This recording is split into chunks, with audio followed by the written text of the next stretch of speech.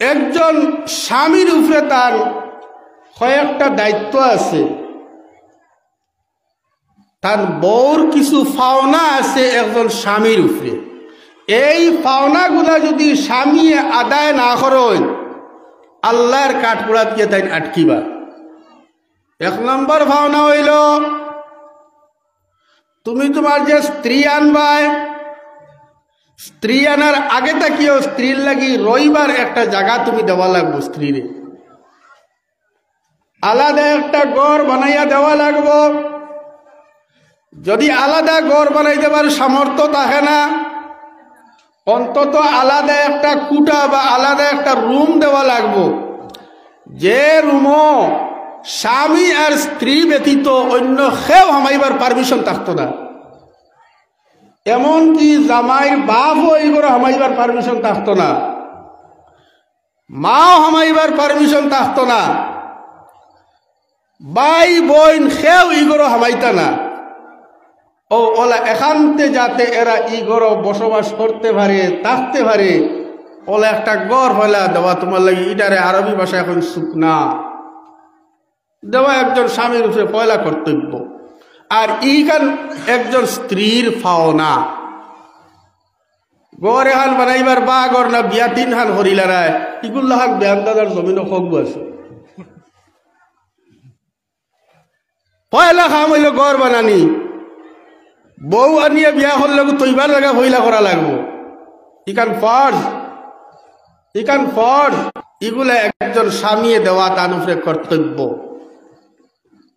ইকনাইন একজন স্ত্রীর পাওনা হক।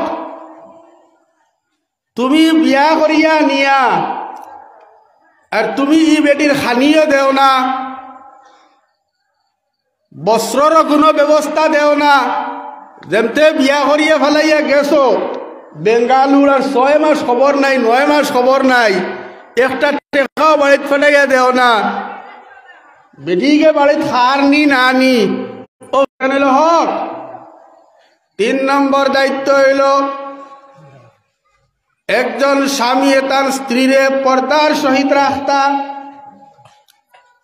পর্দার সহিত রাখতা। 4 নম্বর হক হইল একজন স্বামীর উপরে তাই তার স্ত্রীরে পরিবারের খাজ খামো সাথ দিতা, গরেলু খামো তাই সাথ সম্বল দিতা। এখানে হইল নবীজির সুন্নাত। আল্লাহর নবী সাল্লাল্লাহু আলাইহি ওয়াসাল্লাম একদিন মা আয়েশা রাদিয়াল্লাহু তাআলা আনহার ঘর ঢুকিয়া দেখেন হযরতে আয়েশা রাদিয়াল্লাহু তাআলা শুয়া অবস্থায়, আর এক সাইডে দিয়া আটার কিছু খামির বানাইয়া রাখা, সামান্য খামির, ইকরাইন দিয়া রুটি বানাইবার আর উপযুক্ত নাই। দেখিয়া চিন্তা করলার ব্যবহারটা কিতা, ও জানলা যে হযরতে আয়েশা রাদিয়াল্লাহু তাআলা আনহা রুটি বানাইবার লাগিয়া আটা দিয়া খামির বানাইছই, আর কোনবা তনে ছাগল এগু আইছে আইয়া খাই লইছে, সামান্য রইছে খাই লইছে। হযরত আয়েশা রাদিয়াল্লাহু তাআলা আনহা তো একবারে ছোট্ট আসলা, তার বয়স তো একবারে কম আসলা, বাচ্চা মানুষ।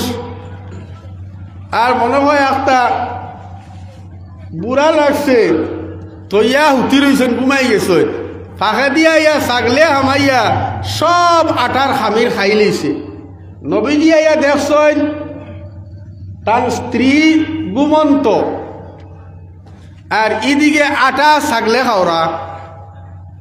কইন চাই আপনার আমার যদি ওইটা আমার বাটই মারার বন্ধ তনে আল ছাড়িয়া আইয়া, আর যদি দেখি বলে মূর্খে আস্তা তসলা বাদ ছানিয়া আর হাইয়া শেষে বিলকুল আর ব্রেক নাই, নানি পৈনানি পর্যন্ত এর আগে আর ব্রেক নাই, ব্রেক ফেল ইলা হয়।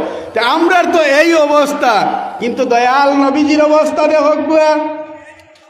আল্লাহর নবী সাল্লাল্লাহু আলাইহি ওয়াসাল্লাম নবীজি কইন আয়েশা রে তুমি শরম করো কেনে, তুমি লজ্জা পাও কেনে, আমি তো অন্য কেউ নয়, আমি তো তোমার স্বামী মুহাম্মদুর রাসূলুল্লাহ সাল্লাল্লাহু আলাইহি ওয়াসাল্লাম।